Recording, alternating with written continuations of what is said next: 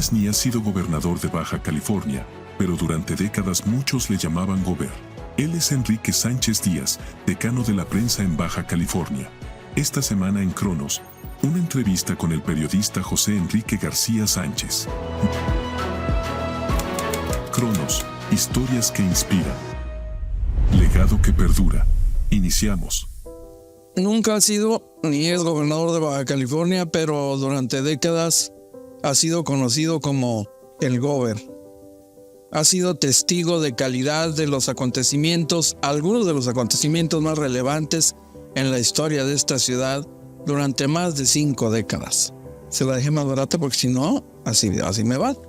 Pero de todas maneras eso no le quita el carácter de decano de los medios de comunicación en Tijuana. Y hoy está con nosotros mi tocayo y tengo mucho gusto de presentarlo con ustedes. Mi tocayo, el periodista Enrique Sánchez Díaz. Tocayo, qué gusto. Tocayo, al contrario, muchas gracias por la invitación y a la televisora por hacernos este favor. Pues, ¿por dónde quieres que empecemos? Digo, porque tú eres el dueño de la agenda histórica. No, pues el que entrevista es el que marca la pauta, yo la voy siguiendo. ¿Qué te parece si comenzamos por tus primeros pasos en esta ciudad? ¿Cómo fueron? ¿Cuál es tu origen? ¿Cómo llegas al periodismo? ¿Qué acontecimientos te tocó vivir en calidad de habitante de esta ciudad? Bueno, mira, lo de la historia personal no tiene tanto interés. Nosotros llegamos en 1948, provenientes de Guadalajara. Veníamos porque un hermano mío, un medio hermano, se había venido a residir a San Diego. Mi mamá se vino tras él.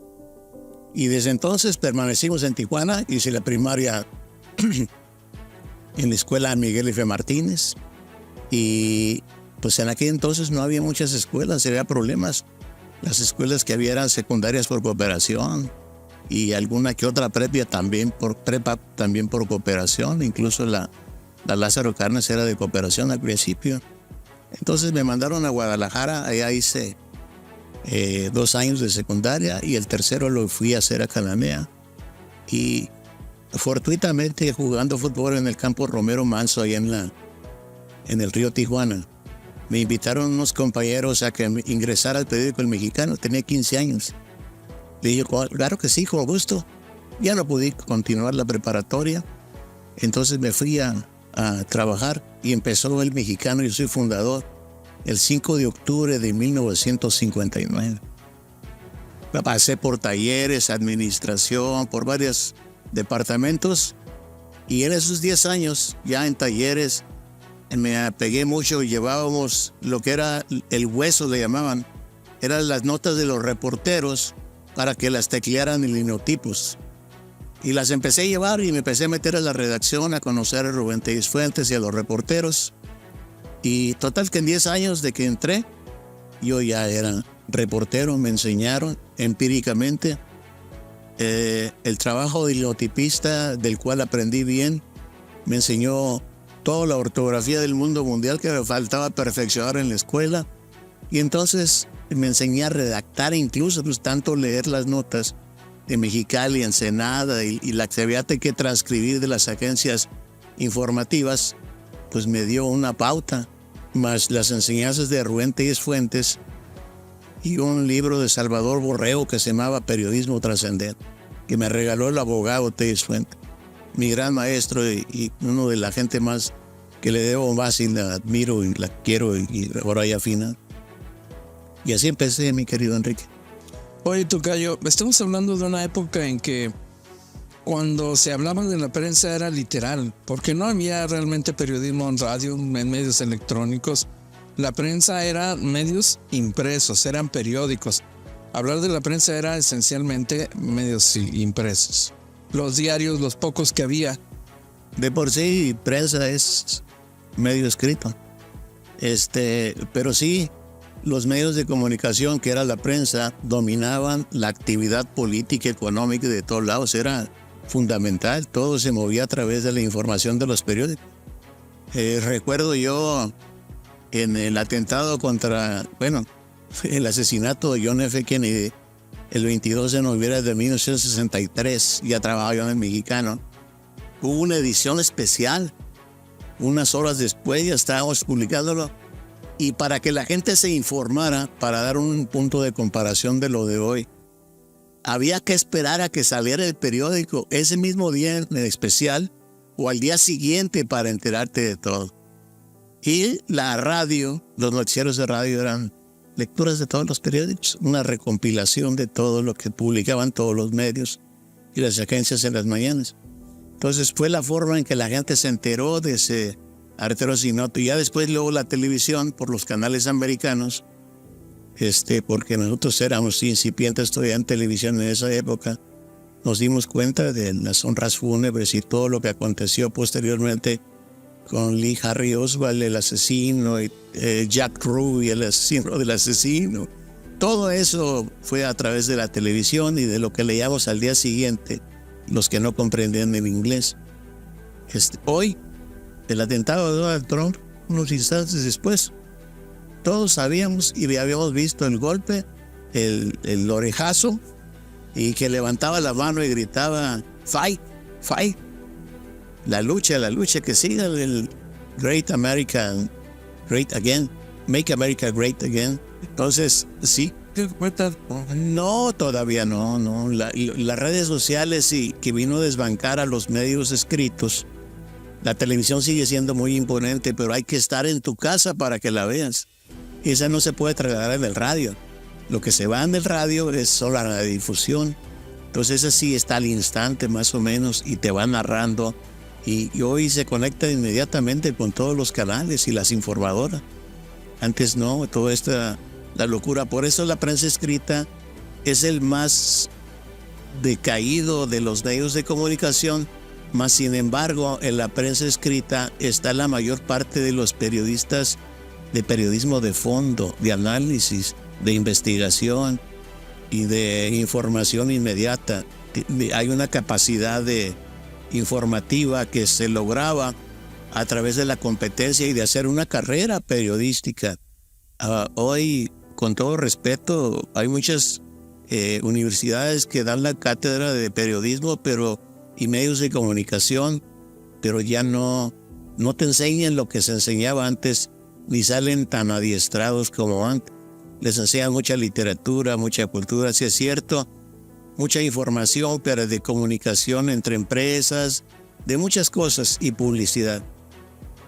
Por eso hay una gran deficiencia. No digo que todos, hay unos que son muy brillantes, algunos medios son muy brillantes, algunos periodistas, pero ha bajado mucho la calidad de la información.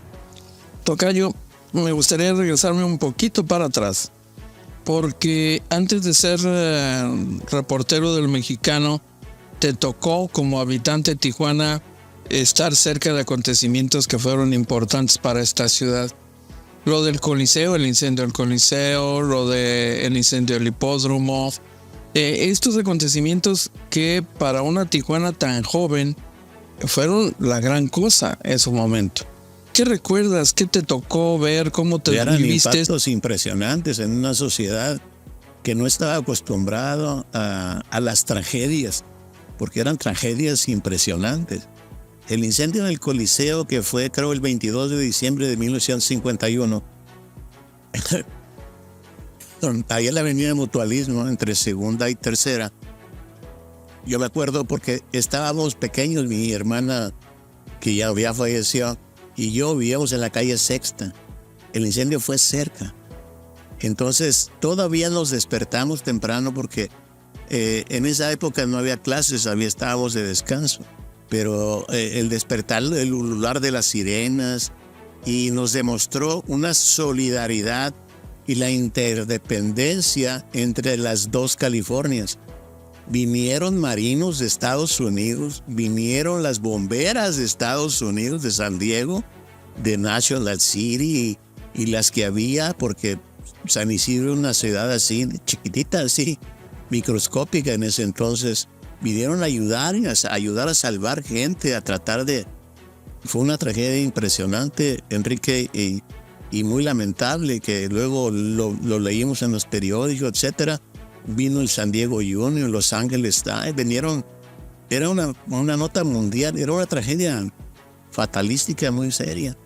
Entonces sí, me acuerdo de eso y pues ha habido muchos acontecimientos que han sacudido a la conciencia de los tijuaneses de aquella época, porque hay que vislumbrar y definir que ahorita hay mucha gente tijuanense que no conoce la historia de Tijuana, que no le tocó vivir esas épocas, que son más nuevos, aman a la ciudad por lo que les da, por la oportunidad que da, porque no es una ciudad muy bonita, es una ciudad de contrastes, una cosmopolita que es un paso agigantado, vertiginoso.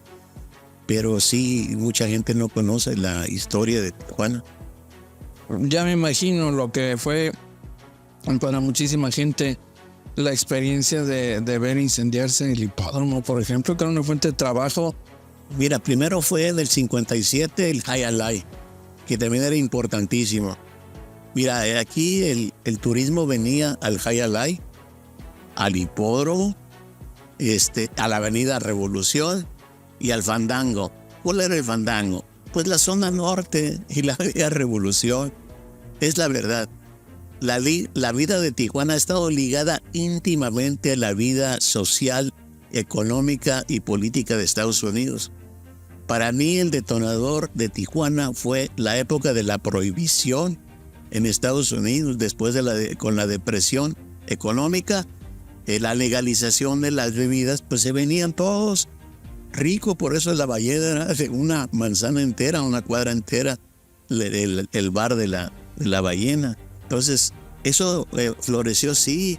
Luego vimos la época de los marriages and divorces, que te casaban al instante y igual también te divorciaban. Entonces venía mucha gente, había un turismo y hasta lo malo también hubo los abortos cuando eran legal, bueno, ilegales, pero se convirtió en una clandestinidad y había muchos abortos. Decían aquí que habían más muertos niños americanos el embrión o en gestación que los que había habido después en Vietnam. Les digo, así lo consideraban, ¿no?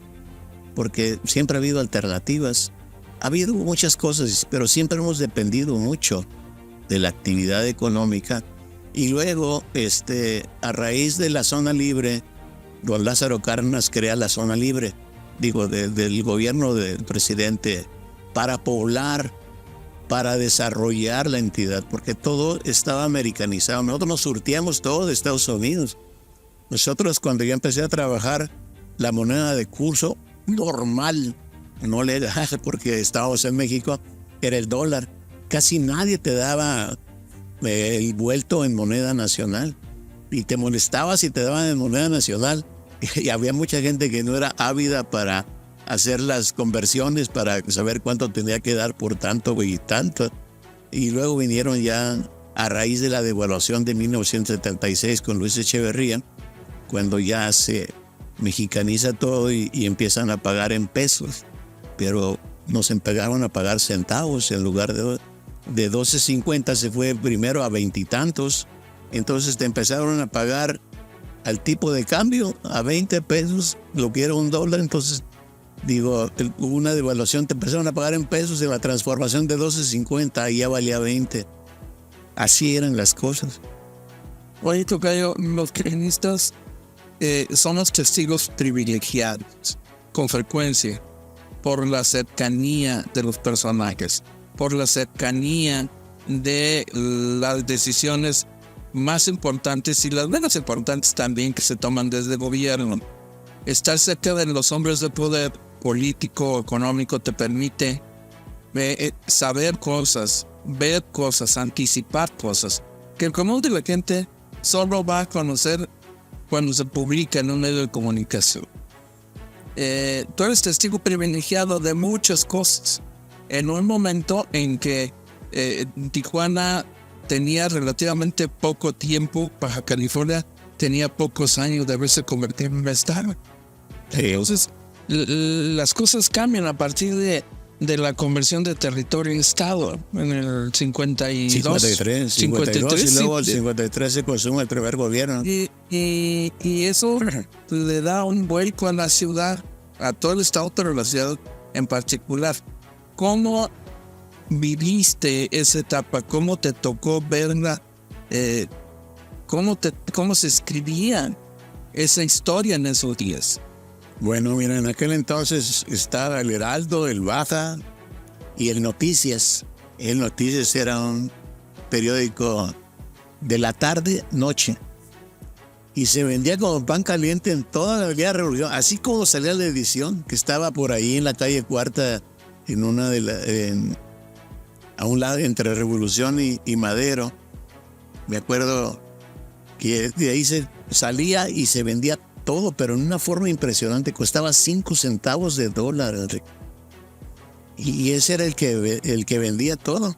Los demás pues le batallaban, pero sí se vendían. Entonces sí me tocó ver transformaciones muy impresionantes, Enrique, de aquella época. Y siempre te digo, la economía, la política, la económica, toda la vida activa estaba íntimamente ligada a San Diego y a Estados Unidos. Yo me acuerdo, la primera vez que hubo una paralización de la línea internacional fue en 1969, creo que fue entre agosto y septiembre, no me acuerdo, por ahí en esa época, pues, con la operación de interceptación, cuando luego de la muerte del Kiki Camarena, no me acuerdo bien, perfectamente bien, hubo un cerrón de la frontera para apretar las tuercas al país, a México. Y entonces había que hacer hasta colas de 15 horas para cruzar. Yo me acuerdo que quienes trabajaban al otro lado, que siempre ha habido una gran cantidad de personas emigradas y o nacidas en Estados Unidos que vivían aquí. ¿Por qué? Porque las familias que tenían más o menos cierta capacidad económica llevaban a sus esposas a hacer en Estados Unidos por múltiples beneficios y por mayor comodidad y seguridad.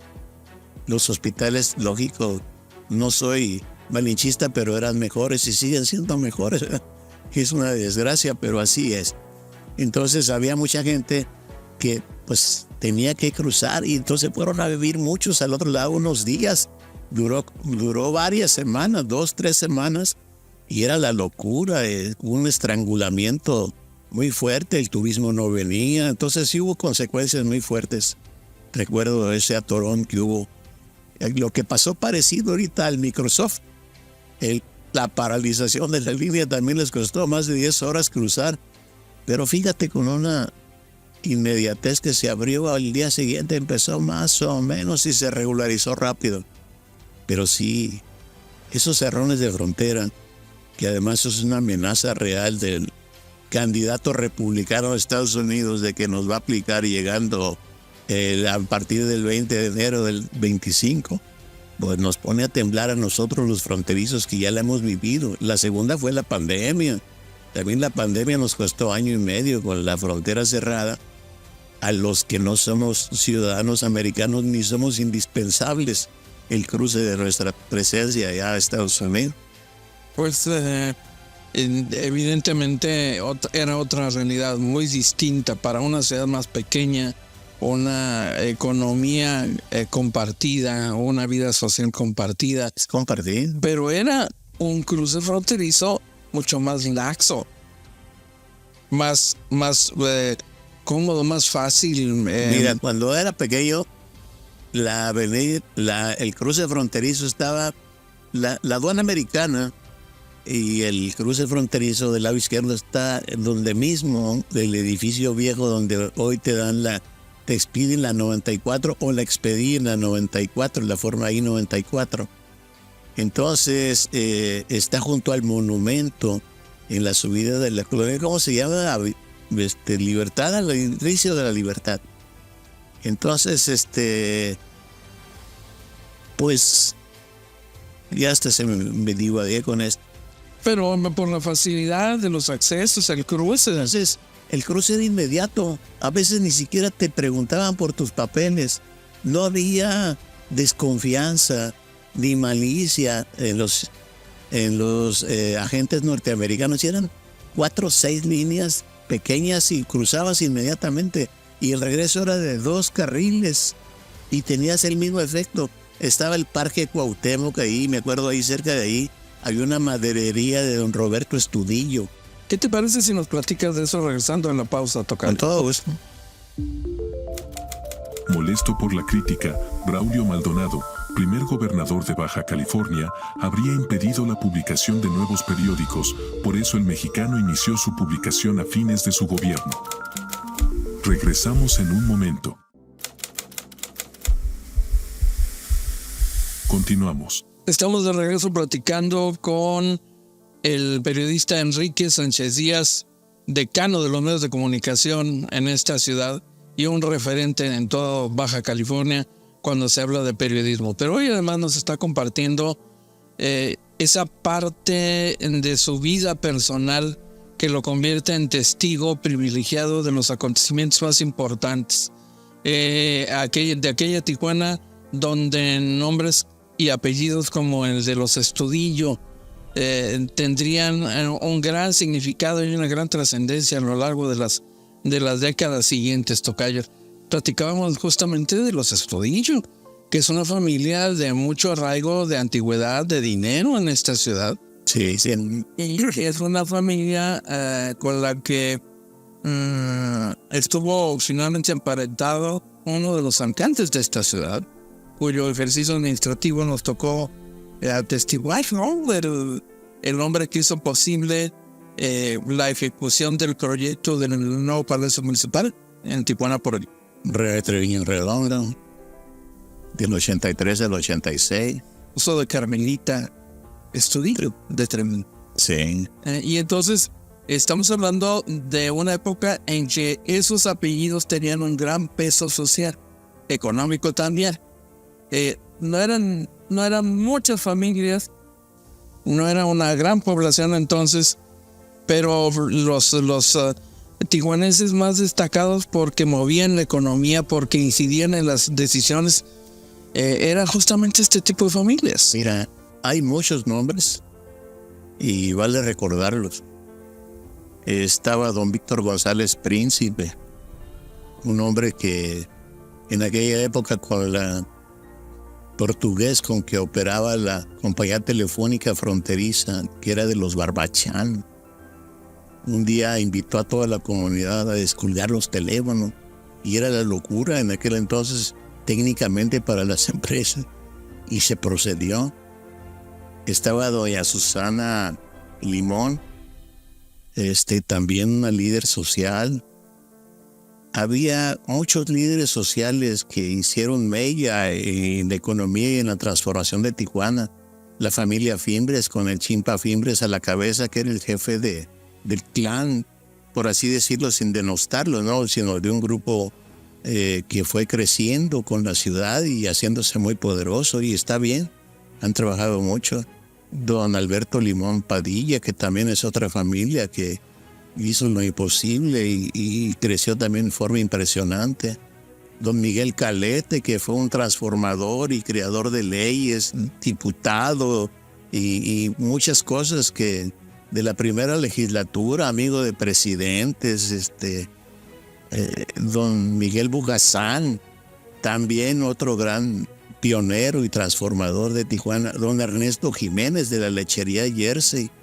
Había gente muy prominente que fueron líderes de opinión que arrastraban a la sociedad, y en aquel entonces, ¿qué derechos humanos, qué equidad y género, qué nada de aquello había? Entonces los líderes sociales defendían a la comunidad de los atropellos del gobierno. Por ejemplo, me tocó ver que saber posteriormente, porque yo estaba muy chiquillo todavía, de cómo fue ungido Braulio Maldonado, el primer gobernador que era de allá de Baja California Sur, en 1953, porque era amigo de Adolfo Ruiz Cortines, habían sido compañeros y no encontraban a nadie más a quien poner en la gubernatura. Y me acuerdo que él fue el primer gobernador constitucional del estado de Baja California. Te voy a comentar otro chisme de aquella época.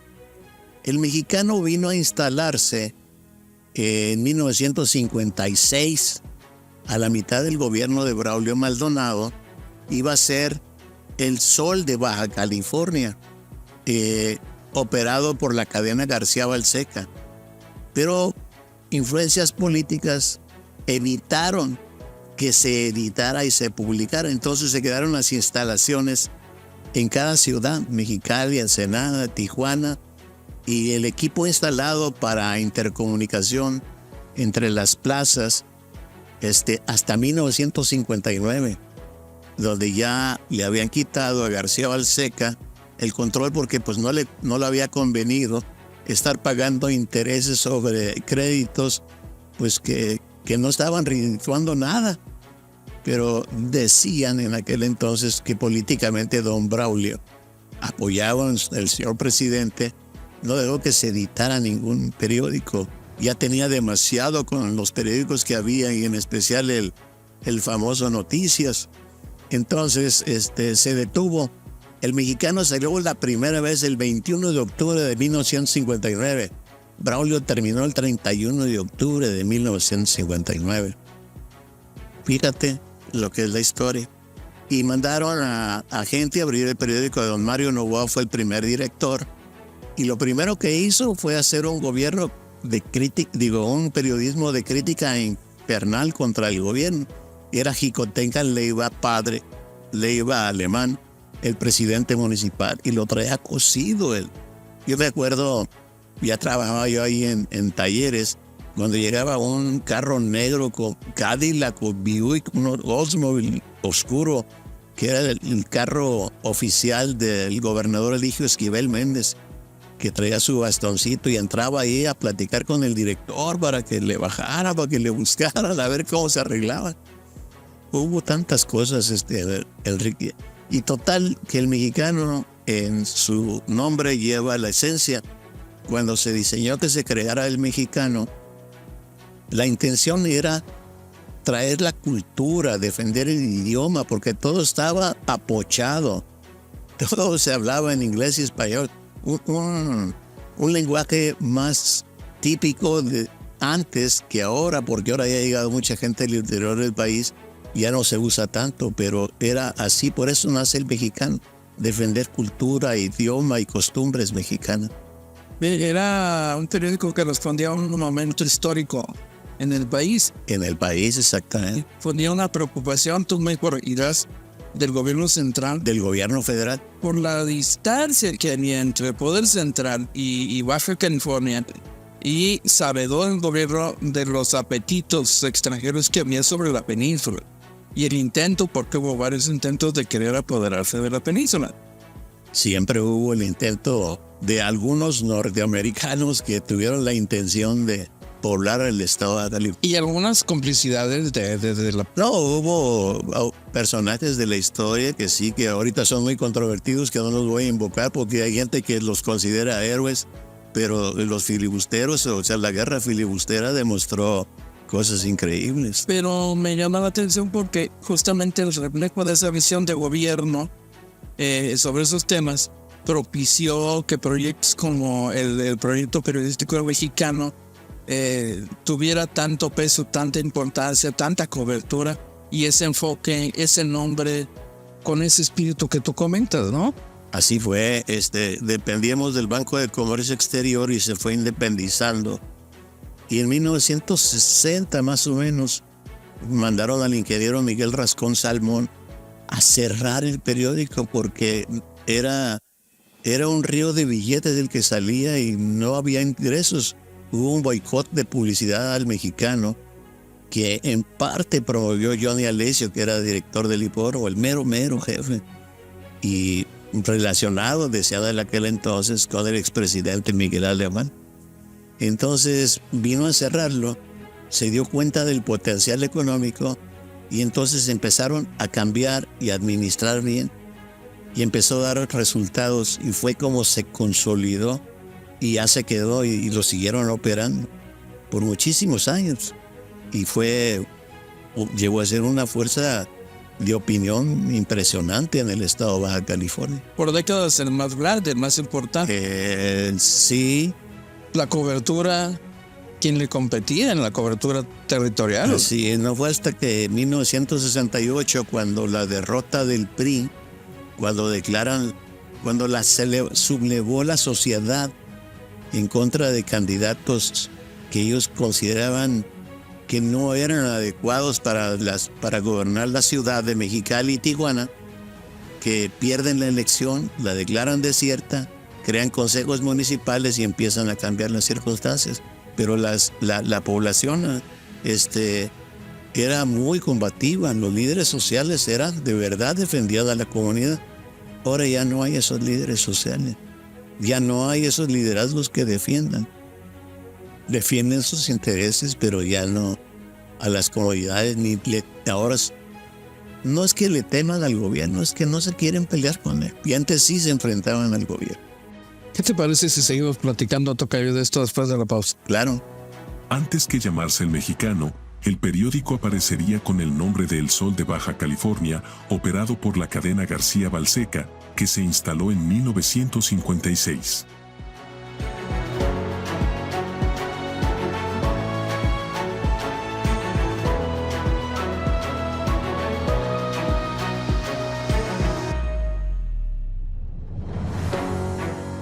Visítanos en cualquiera de nuestras redes sociales e interactúa con nosotros. Te esperamos. Regresamos en un momento.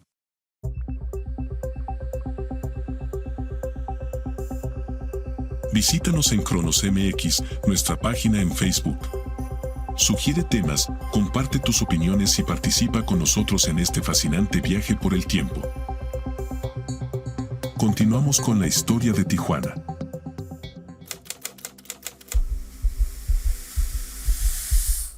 Hoy en Cronos nos acompaña el periodista Enrique Sánchez Díaz, quizá el más reconocido de los periodistas de Baja California. Tocayo, del Mexicano se dijo durante mucho tiempo que era un periódico oficial y oficialista. Pero qué mejor testigo directo y protagonista de la época y de la circunstancia como para hablarnos con toda propiedad de eso, de esa parte. Bueno, nunca fue negado que sí dependía de las decisiones gubernamentales, aunque la única figura prominente con la que no se metían era con el presidente. En aquel entonces no había críticas contra el gobierno, porque los gobiernos no cometían tantos errores como ahora. No los juzgo a estos nuevos, sino a todos los que ha habido durante muchos años. Digo, no había tanto latrocinio y tanto abuso como ahora. Eran más disciplinados, más ordenados. Entonces no había mucho de dónde pelearse con el gobierno. Y era de ascendencia priista porque el director ya con los años vino, pues que se volvió priista y líder setemista a la vez. Entonces pues teníamos pecaditos así chiquitos, aparecía casi diario en primera plana, pero la gente lo pasaba, aunque no le gustaba, pasaba. Y seguimos siendo el ícono para leer el periódico, porque el resto del periódico era muy informativo y abierto.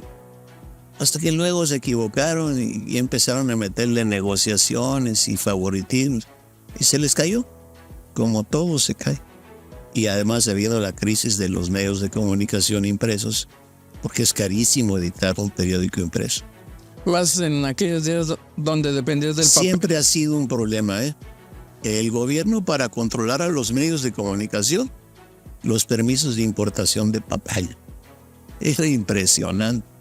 ¿Cuántas veces no tuvimos que recurrir a amigos de las aduanas para dejarnos pasear uno y otro camioncitos de rollos de papel para poder salir al día siguiente? Digo, hubo cosas que hubo tremendas que nos lo narran los años y los vivimos. Ahora te voy a decir algo. ¿Por qué me dicen el gobierno? Porque en la época de Milton Castellanos, don Ignacio Corona Ruesga era funcionario, había sido jefe de migración y lo habían hecho delegado de tránsito del estado. Una posición estratégica muy buena. Y era el hombre que le atendía en las giras a Milton. Pero era poquito. Pues no le quiero decir mala palabra, servil. Para todo a Milton le decía mi gober. Y empecé a imitarlo, porque iba a decir, Me agarró tanta confianza el gobernador de aquel entonces desde la campaña porque le gustaba cómo yo escribía las crónicas y las notas de la información, que yo era el único reportero que invitaba. Yo sabía cuándo iba a venir el gobernador y me invitaban y me subían a la patrulla con Gonzalo Anel y Gustavo Martínez, eran los guardias personales. Entonces yo me subía y pues yo andaba en todos lados. Entonces, pero yo decía, nos pasábamos haciendo burla de mi gober, hasta que por fin todos me empezaron a decir mi gober y fue como se me quedó el mote del gober. Pero fue por eso. Me tocó ver las sucesiones. Gobernador Sánchez Díaz. Gobernador Sánchez Díaz, sí. Al gobernador Sánchez Díaz dicen que lo escogieron el presidente de la República porque no encontraban a quién. Dijeron, busca el mejor funcionario federal que haya para que sea gobernador. Esto fue, él salió en el 71, fue en el 65 creo. Entonces, el ferrocarril Baja California era la única dependencia que dejaba dividendo, que pues él va a ser. Y lo hicieron gobernador. Con unas características muy especiales, pero bueno, fue gobernador. Luego vino posteriormente, ya había pasado Braulio, Sánchez Díaz, luego llegó Milton. Milton llega en una época de oro para él, porque Milton había sido, junto con Luis Echeverría, de los ayudantes personales jóvenes de don Rodolfo Sánchez Taboada en el territorio Baja California. Y lo acompañaban en el gobierno a Luis Echeverría, Hugo Cervantes del Río, que era secretario de la presidencia, y Leandro Rovirosa White, que era secretario de Recursos Hidráulicos. Y entonces a Milton lo empiezan a querer destapar para senador. Y dijeron, pues le va a hacer.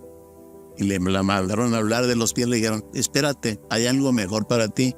Se retira de la contienda y no es candidato a senador. Y hubo frustración entre los colegios de abogados porque era presidente del Tribunal Superior de Justicia y era un hombre muy, muy inteligente.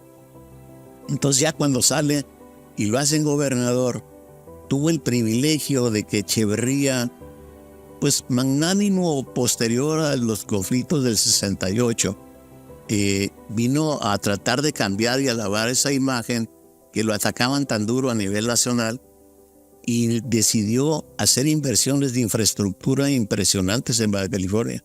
A él se debe la canalización del río, la urbanización del río y gran parte del desarrollo y el acueducto. Entonces, fíjate, las dos obras más importantes. Nadie sabe, ahora de los nuevos, los viejos sí, que Tijuana carecía de agua, era terrible aquí.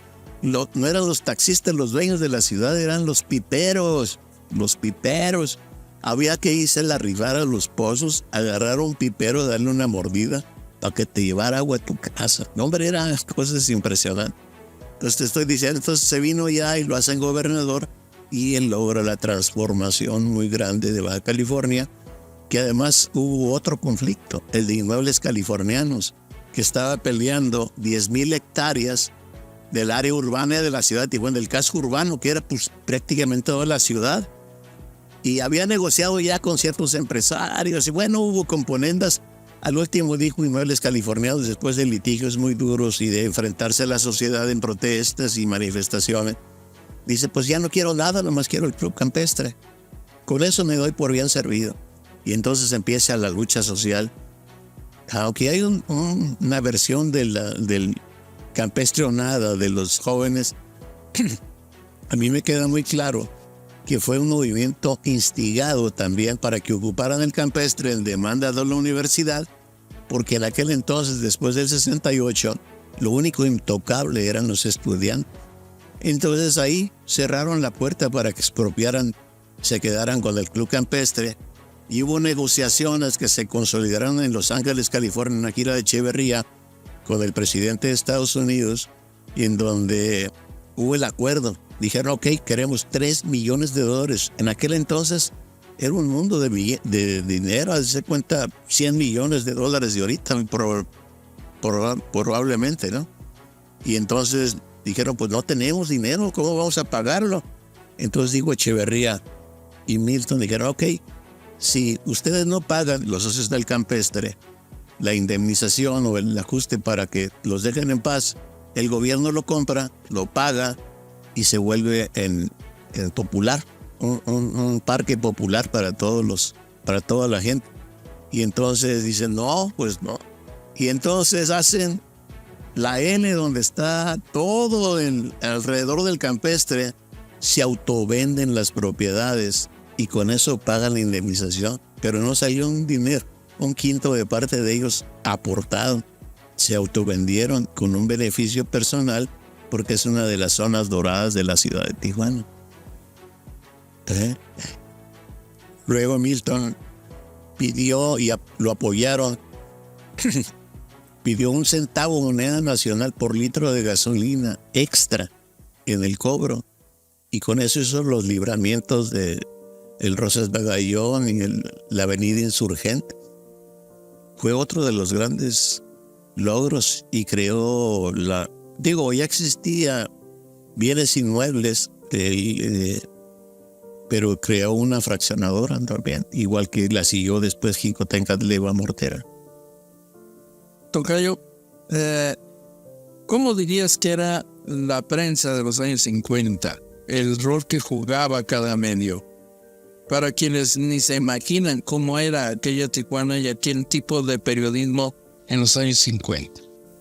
Mira, te voy a decir, en los 50 todavía no te puedo dar cuenta porque no le entraba yo, empecé yo en el 69. Pero mira, por ejemplo, para ir a cubrir un informe presidencial o una gira afuera, tenías que irte con el rollo de fotografías al aeropuerto a buscar a alguien que te hiciera el favor de llegar aquí, luego mandabas un propio para recogerlo, para revelar, para publicar las fotos al día siguiente. Y tenías que pasar por teléfono o si bien ya después, posteriormente, conseguías un teletipo, sí, para enviar la información ya por vía de agencia, como las agencias internacionales.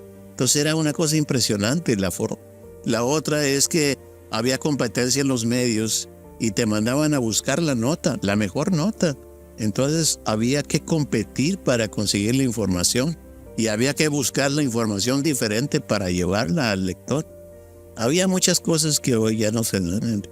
Pues por la inmediatez de los medios, ahorita agarras una foto, la mandas de donde tú quieras de la República. Antes no, ya te digo cómo le hacíamos con los cortes de prensa. Cuando cubrí la campaña de Echeverría, así fue, cuando cubrí la de López Portillo y cuando trabajé para Roberto Madrid la campaña, había que mandar una avionetita de cuando andamos fuera de la ciudad para que llegara a Tijuana a traer el rollo para entregarles a todo el mundo fotografías.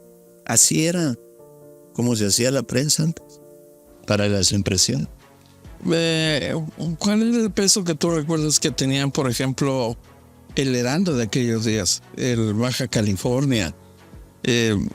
No, pues eran los periódicos que dominaban, pero también había mucha circulación del San Diego. Yo no me acuerdo de que Tijuana en aquel entonces era más bilingüe que ahora no es tan bilingüe, por aquella relación que se daba con Estados Unidos.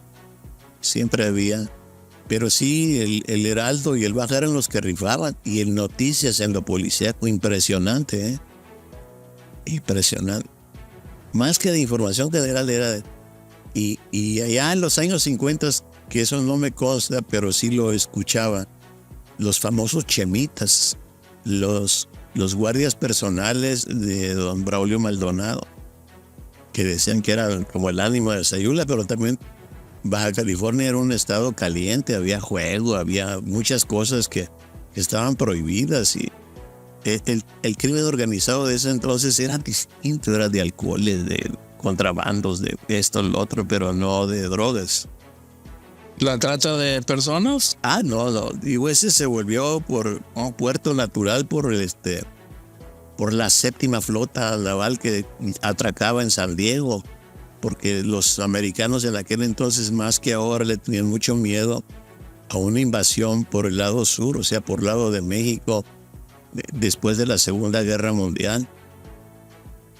Entonces ahí se atracaba, ahí estaba la séptima flota naval de Estados Unidos, lo más fuerte del Pacífico. Y se llenaba de eso. No, y nosotros veíamos, porque el Mexicano estaba ubicado en la Avenida México, pegado a la Avenida Revolución. Entonces cruzaban el Puente México, veías 40, 50 uniformados marines que cruzaban al rejuego. Y todos los lunes, en la mañana, temprano, a las 7 de la mañana, llegaba la policía militar, a veces traía hasta camioncitos, a sacar a todos los de la calle 8, a pagar las multas y a sacarlos por riñas, por ebrios, por diferentes infracciones. Ya los agarraban, se los llevaban algunos, allá los castigarían, no sé, pero todos los lunes lo veíamos que eran naturales. Pero acá venían a desquitarse de los días de encierro en alta mar y demás. La euforia. Por supuesto. Pero bueno, el mercado de los medios de comunicación era muy claramente delimitado. El Heraldo tenía un mercado de lectores, el Mexicano también el suyo propio, el Baja California el suyo, y el Noticias, pues el mercado de la tarde, ¿no? El de los bares, la gente que... Las bares y las señoras que trabajaban en los cabarets, en restaurantes, en todo eso. Había muchos centros nocturnos bonitos, no necesariamente negativos. El Foreign Club estaba... había otros, La Fuente, había otros lugares preciosos donde venía el turismo que no venía al rejuego. Estaban los restaurantes El Bocachos, El Reno, Roma Madrid, Natale Matteotti, muchos lugares donde venían, el Palermo, venían a comer, venían a los toros. Había mucho turismo anglosajón muy, muy prominente que le encantaba venir a Tijuana. Y otra cosa, la zona libre nos permitía vender toda clase de cosas, perfumes, cortes y ropa de Europa, de Francia, de Italia, de Londres. Yo me acuerdo de la euforia, inclusive Cantinflas venía a comprar ropa aquí. Muchos artistas mexicanos venían a comprar a esas tiendas. Bueno, hasta la esposa del presidente López Portillo, ¿no? También. Bueno, esa era la posición tan relevante que tenía Tijuana en ese tipo de comercio cuando había zona libre. Comercio internacional y productos que no tenían en el resto del país. No, que estaba prohibido, los perfumes eran carísimos del interior y aquí se podían, baratos, buenos, de calidad, y ropa. Pero el régimen de zona libre que nos facilitó la vida aquí también generó controversias y envidias de políticos del centro del país, que yo recuerdo que en algún momento se referían despectivamente a los mexicanos que vivimos en esta foto. Yo creo que todavía persiste esa percepción. Hay gente que nos considera que nosotros somos privilegiados. ¿Por qué? Porque el salario mínimo aquí es más alto, por la facilidad de comprar enseres, sobre todo electrodomésticos y vehículos, a precios que en el interior del país son imposibles, tanto en salarios como en economía, como en lo que te digo de oferta y demanda, pues somos diferentes. Y entonces por eso el centralismo de decir, no, pues ellos son privilegiados, que están fregando, truénenlos, no nos consideraban, no consideran la competencia que tiene que tener el comercio local con el de Estados Unidos, porque las proporciones económicas son diferentísimas, ¿verdad? ¿Cómo peleas con las cadenas norteamericanas de ropa o de cualquier producción de lo que sea? Entonces, pero no siempre nos han tenido en ese concepto. Tocayo, te quiero agradecer enormemente que nos hayas acompañado en esta edición. Yo espero que no sea la última. Ni yo tampoco, porque la última está duro. Ok. Muchas gracias. Un placer. Tocayo, gracias. Muchas gracias. ¿Sabía usted que Al Capone fue dueño de un casino en las Islas Coronado? Entérese de los detalles a través de la siguiente edición de Cronos con nuestro invitado, el maestro y cronista de Tijuana, Mario Ortiz Villacorta. Visita nuestras redes sociales y participa con tus comentarios e ideas, y recuerda, un programa nuevo cada sábado a las 5 de la tarde por Canal 45 y 45.2, y en nuestras redes sociales.